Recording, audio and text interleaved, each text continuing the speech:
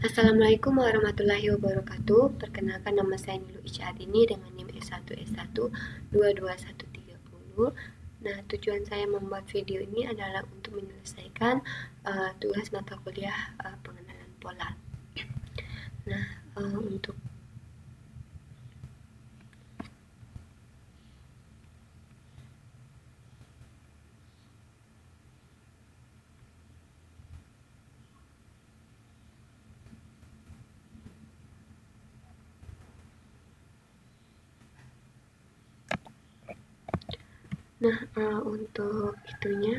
untuk materinya itu tentang the Cummins algoritma, yaitu dengan algoritma Cummins. Nah, untuk penjelasannya itu jadi bagaimana cara kerja algoritma dari Cummins. Nah, di sini misalnya kita diberi titik pusat. Nah, Anda dapat dengan mudah memberi label pada semua contoh dalam kumpulan data dengan menetapkan masing-masing contoh tersebut ke klaster yang titik pusatnya paling dekat. Nah, sebaliknya, jika kita diberi semua label, contohnya Anda dengan mudah menemukan semua titik pusat dengan menghitung rata-rata untuk setiap klasternya. Nah, namun kita tidak diberi label maupun titik pusatnya. Jadi bagaimana kita dapat melanjutkannya? Nah, kita akan memulai dengan menempatkan titik pusat secara acak, atau misalnya dengan memilih K atau clusteringnya untuk secara acak dan menggunakan lokasi sebagai titik pusatnya. Nah, kemudian kita beri label pada contoh perbaharui titik pusat. Nah, beri label pada contoh perbaharui titik pusat dan seterusnya hingga titik pusat berhenti bergerak. Nah, algoritma tersebut dijamin akan konvergen dalam sejumlah langkah yang terbatas. Nah, biasanya di sini cukup kecil. Ia tidak akan berosilasi selamanya. Nah, selanjutnya di sini kita dapat melihat algoritma tersebut beraksi pada gambar 94.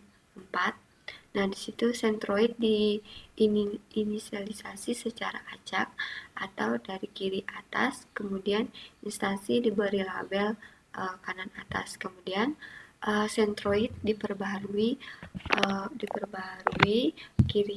kiri tengah. Nah, instansi diberi label ulang dan seterusnya, seperti yang dapat kita lihat hanya dalam 3 iterasi algoritma telah mencapai pengelompokan yang tampaknya mendekati nilai dari optimalnya. Nah, untuk paragraf selanjutnya yang ini, nah di sini kompleksitas komputasional algoritma tersebut umumnya linear, yaitu mengenai jumlah instansi M, jumlah klaster K, dan jumlah dimensi N. Nah, namun hal ini hanya berlaku jika data memiliki struktur pengelompokan. Nah, jika tidak, maka dalam skenario terburuk kompleksitasnya dapat meningkatkan secara eksponensial seiring dengan jumlah dari instansi. Nah, dalam praktiknya, hal ini jarang terjadi dan Cummins umumnya merupakan salah satu algoritma pengelompokan tercepat. Nah, untuk label untuk the Cummins dari algoritma Cummins, nah di sini bisa dilihat di sini ada gambar untuk sini update the centroidnya, dan di sini label untuk label instannya. Nah, selanjutnya, untuk gambar dari update the centroid dan label instan di sini maksudnya yaitu dia menggambarkan proses iteratif dari algoritma Cummins clustering dalam mempartisi data menjadi beberapa klaster. Nah, pada baris pertama kiri terlihat pemilihan centroid secara acak ditandai dengan lingkaran merah. Nah, gambar di sebelah kanan itu menunjukkan langkah selanjutnya, yaitu pelabelan dari data berdasarkan kedekatannya dengan sentroid yang dipilih. Nah, untuk baris kedua dan ketiga, nah di sini menunjukkan proses pembaruan posisi sentroid atau ditandai dengan tanda X. Ini berdasarkan rata-rata dari titik dalam klaster. Nah, proses pelabelan ulang data yang mengikuti pembaruan tersebut. Nah, proses ini terus diulangi sampai sentroid tidak banyak berubah lagi. Nah, di sini yang menandakan konvergensi. Nah, tiap warna dari label tersebut itu mempresentasikan satu klaster yang berbeda, dan garis batas menunjukkan pembagian wilayah klaster berdasarkan kedekatan terhadap sentroidnya. Seperti itu.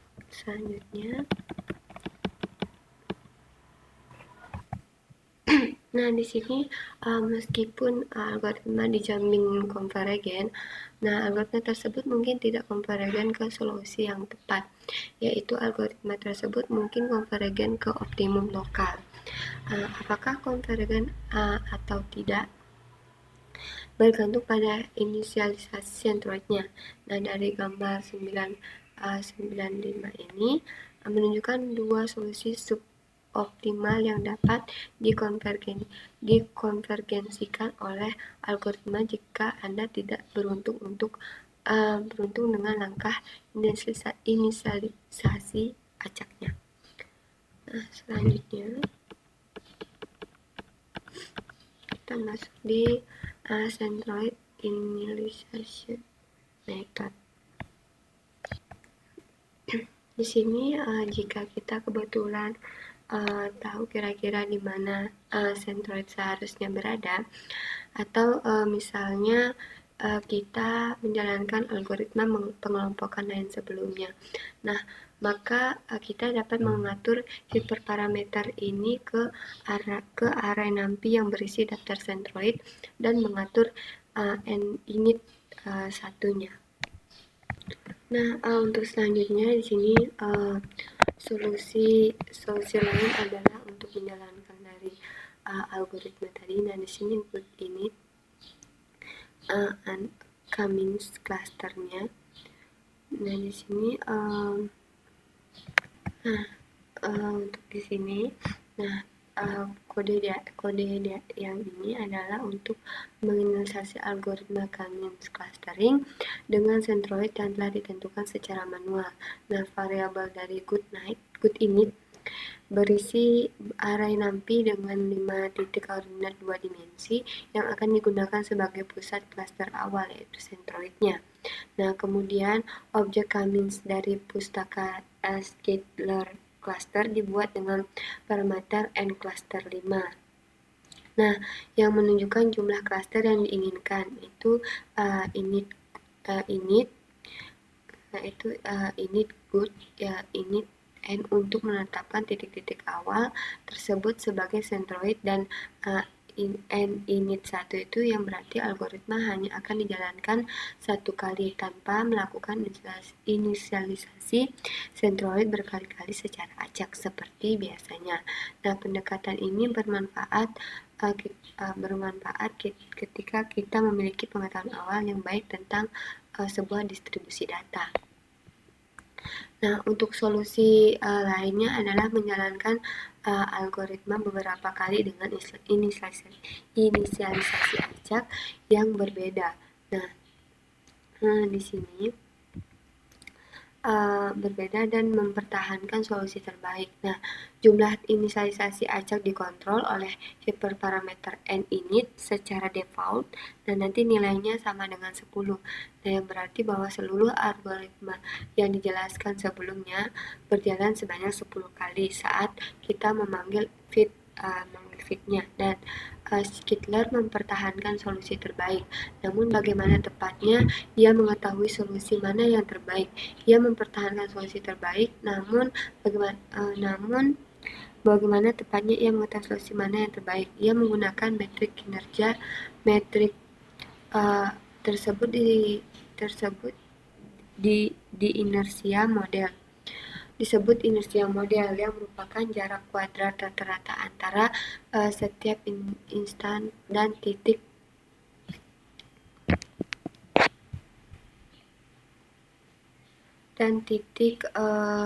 pusat terdekatnya. Nah, nanti nilai tersebut kira-kira sama dengan 223,3 untuk model di sebelah kiri pada gambar. 2 sampai 5, 237,5 untuk model di sebelah kanan pada gambar 25. Untuk model 2 sampai 3, 9 sampai 3 itu kelas Cummins menjalankan algoritma sebanyak n init kali dan mempertahankan model dengan inersia terendah. Dalam contoh ini model pada gambar 93 akan dipilih. Nah, kecuali tidak beruntung dengan n init ilustrasi acak yang berurutan. Jika kita penasaran, inersia model dapat diakses melalui variabel instan inersia. Nah, ini Cummins inersia.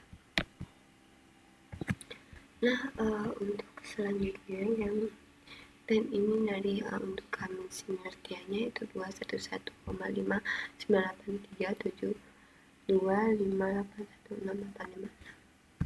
Nah, untuk metode skor mengembalikan inersia negatif. Mengapa negatif? Karena metode skor prediktor harus selalu mematuhi aturan Skidler, yaitu lebih besar lebih baik. Jika suatu prediktor lebih baik daripada yang lain, metode skor hanya harus mengembalikan skor yang lebih besar. Nah,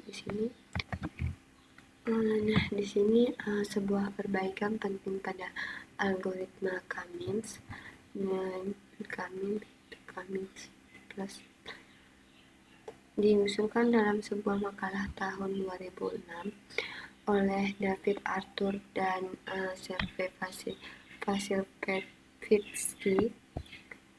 Di situ mereka memperkenalkan langkah inisialisasi yang lebih cerdas yang cenderung memilih sentroid yang saling berjauhan, dan perbaikan ini membuat algoritma Cummins jauh lebih kecil kemungkinannya untuk konvergen ke solusi suboptimal.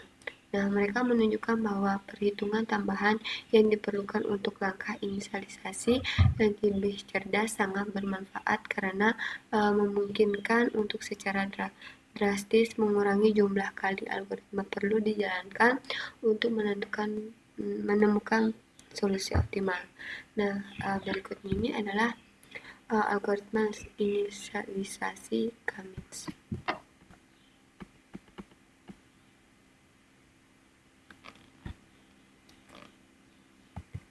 Nah, di sini cara yang pertama yaitu kita take on centroid. Di situ yaitu ambil satu centroid C.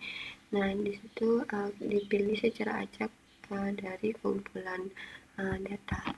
Terus yang kedua yaitu ambil centroid C, terus kita pilih X, dan yang ketiga ada ulangi langkah sebelum hingga semua centroid telah dipilih. Nah, terus kelas dari Cummins menggunakan metode inisialisasi ini secara default. Jika Anda ingin memaksanya untuk menggunakan metode asli, yaitu memilih K untuk secara acak untuk menentukan centroid awal, maka kita dapat mengaturnya hiperparameter ini menjadi acak. Anda akan jarang perlu melakukan ini. Terus di sini kelas Cummins menggunakan metode inisialisasi ini secara default. Nah, jika kita ingin memaksa untuk menggunakan metode asli, misalnya memilih contoh secara acak untuk menentukan titik awalnya, pusat awal, maka kita dapat mendetail hiperparameter ini ke acak. Anda jarang perlu untuk melakukan ini. Terus selanjutnya di sini maksud di declarative K-means and mini-batch k-means. Nah, di sini k-means yang dipercepat dan k-means mini batch. Nah, peningkatan penting lainnya pada algoritma k-means diusulkan dalam makalah tahun 2003 oleh Charles Elkan 4. Nah, di sini algoritma ini dipercepat secara signifikan dengan menghindari banyak perhitungan jarak yang tidak perlu.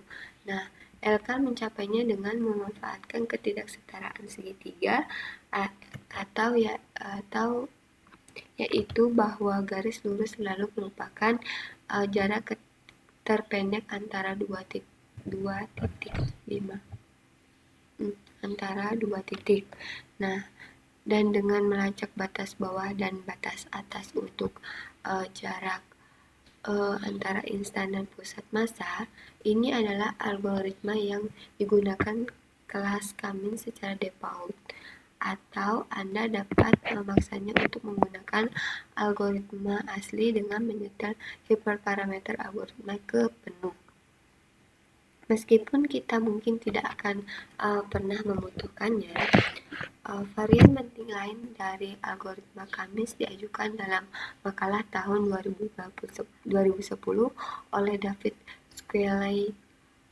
Algoritma ini mampu menggunakan mini batch, memindahkan centroid sedikit saja pada setiap iterasi.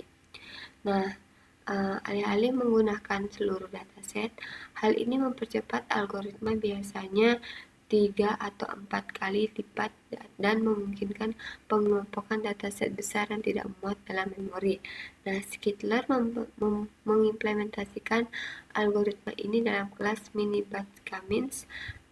Di sini kita dapat menggunakan kelas ini seperti pada kelas k-means. Nah, sekarang di sini kita akan coba untuk untuk implementasinya. Di sini kita prompt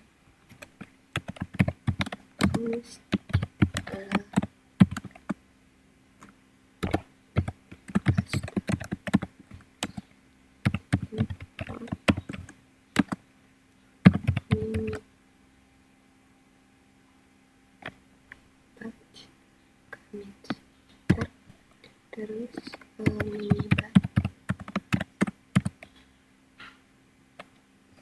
k-means sama dengan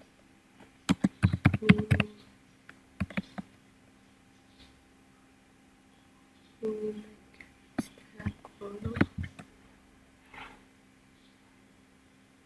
and cluster 5.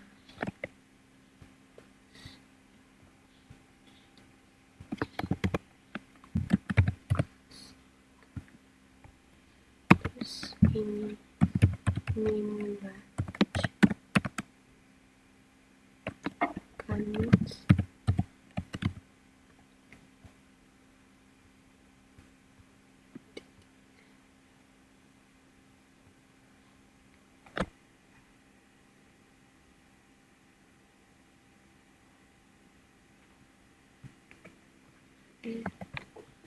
kita run lagi.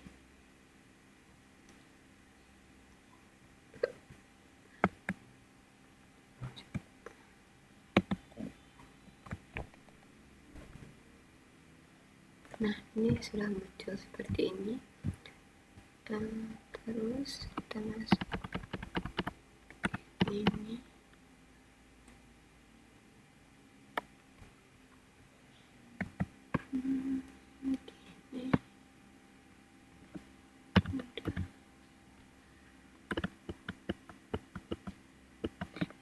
Nah, di sini jika kumpulan data tidak muat dalam memori, atau opsi paling sederhana adalah menggunakan kelas untuk paragraf ini. Kita menggunakan kelas memmap. Nah, di sini seperti yang kami lakukan untuk PCA intermetal di bab 8, atau kita dapat meneruskan satu mini batch pada satu waktu ke metode partial bit. Nah, tetapi ini akan memerlukan lebih banyak pekerjaan karena kita perlu melakukan beberapa inisiasi dan memilih sendiri yang terbaik. Nah, atau bisa kita lihat bagian mini batch Cummins di buku catatan untuk contohnya. Nah, meskipun algoritma mini batch Cummins jauh dari cepat daripada algoritma Cummins biasa, nah inersianya umumnya sedikit lebih buruk, terutama saat jumlah klaster meningkat. Nah, kita dapat melihatnya di gambar 9.6 ini. Nah, di sini di sebelah kiri itu membandingkan inersia mini batch Cummins dan model Cummins biasa yang dilatih pada kumpulan data sebelumnya. Nah, menggunakan berbagai jumlah klaster K. Nah, perbedaan antara kedua kurva tersebut tetap cukup konstan, tetapi perbedaan ini menjadi semakin signifikan seiring dengan peningkatan dari K-nya. Karena inersia menjadi semakin kecil pada plot di sebelah kanan, kita dapat melihat bahwa mini batch di Cummins jauh lebih cepat daripada Cummins biasa, dan perbedaan ini meningkat seiring dengan peningkatan dari sebuah K.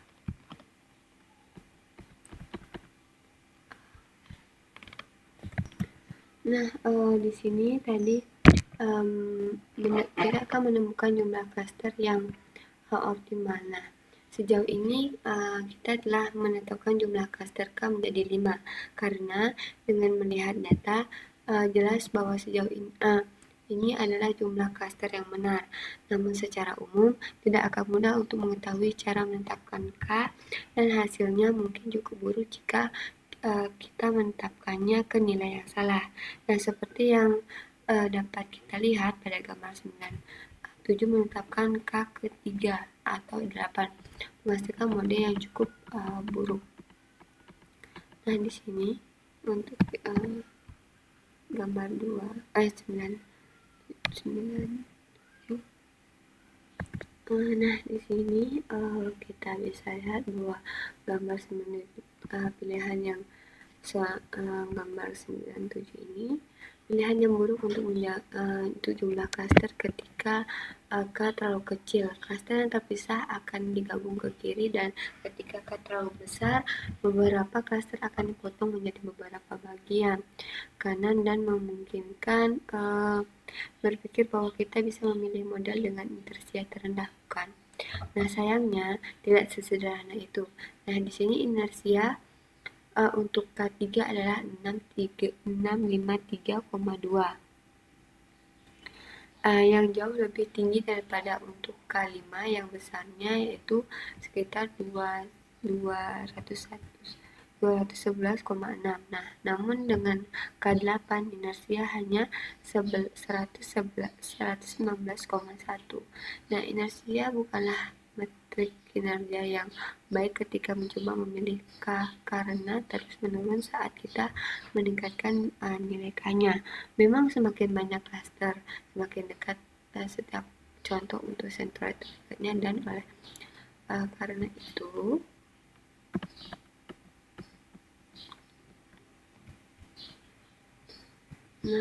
untuk 9.8 tadi di sini itu seperti yang bisa kita lihat.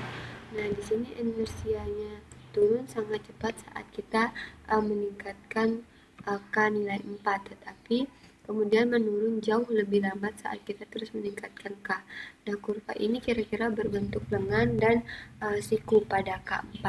Nah, jadi kita tidak tahu lebih baik 4 akan menjadi pilihan yang baik. Nah, nilai yang lebih rendah akan dramatis, sementara nilai yang lebih tinggi tidak akan banyak membantu, dan kita mungkin hanya membagi klaster yang sangat bagus menjadi 2 tanpa alasan yang baik. Nah, teknik untuk memilih nilai terbaik untuk jumlah klaster ini agak kasar. Pendekatan yang lebih tepat tetapi juga lebih mahal secara komputasi adalah menggunakan skor siluet yang merupakan koefisien siluet rata-rata pada sebuah contoh.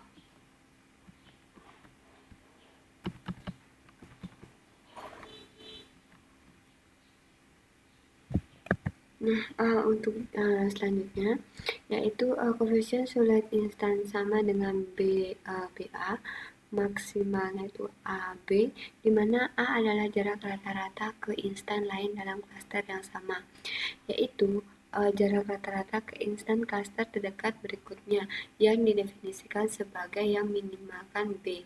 Nah, tidak termasuk klaster instan itu sendiri. Nah, koefisien siluet dapat bervariasi antara -1 dan +1. Koefisien yang mendekati +1 berarti instan berarti jauh di dalam klasternya sendiri dan jauh dari klaster lainnya.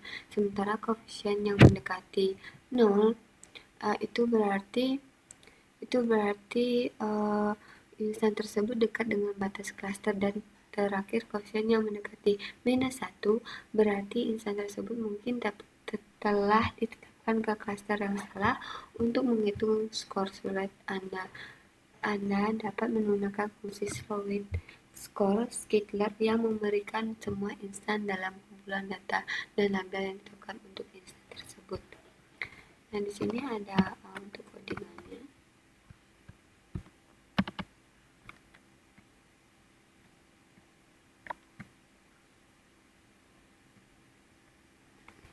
Ini kita akan coba.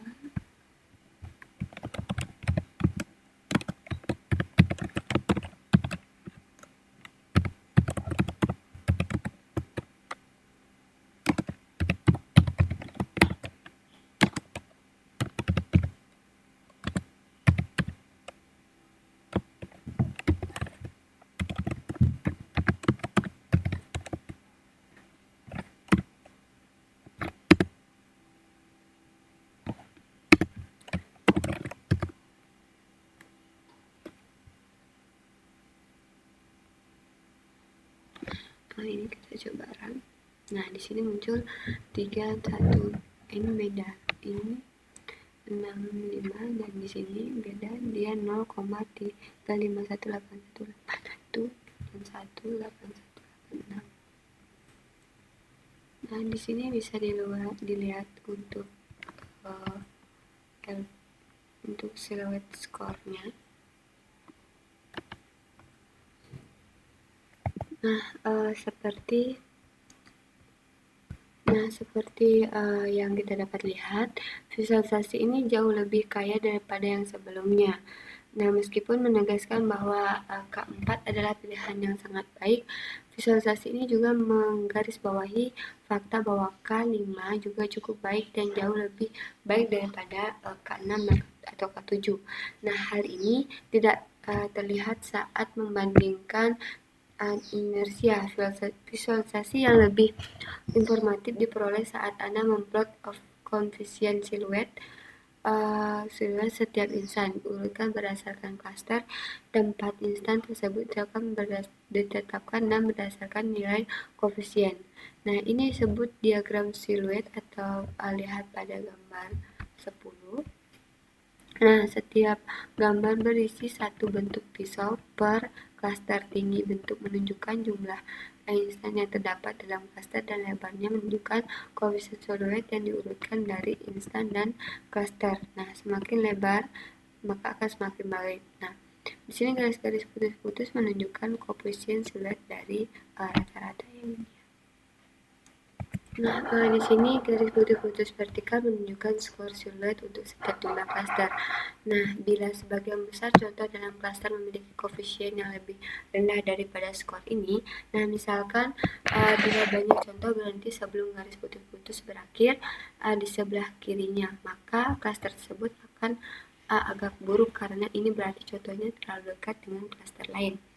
Kita dapat melihat bahwa bila K3 dan bila K6 kita mendapatkan klaster yang buruk, namun bila K4 atau K5 klaster terlihat cukup bagus. Di sini ini untuk klaster 3-nya. Di sini klaster 3 dan 6 itu mendapatkan klaster yang buruk, namun kita bisa lihat di klaster 4 dan 5 itu klaster terlihat cukup bagus. Nah, sebagian besar contoh melampaui garis putus-putus ke kanan dan mendekati 1,0. Bila K4 klaster pada indeks 1 atau ketiga dari atas agak besar bila K5, semua klaster memiliki ukuran yang sama. Jadi meskipun skor siluet keseluruhan dari K4 sedikit lebih besar daripada K5, tampaknya merupakan ide yang baik untuk menggunakan K5 untuk mendapatkan klaster dengan ukuran yang sama. Seperti itu. Nah, mungkin itu saja penjelasan dari saya mengenai tugas pengenalan pola. Bila ada salah kata mohon dimaafkan. Saya akhiri dengan ucapan billahi taufiq wal hidayah. Wassalamualaikum warahmatullahi wabarakatuh.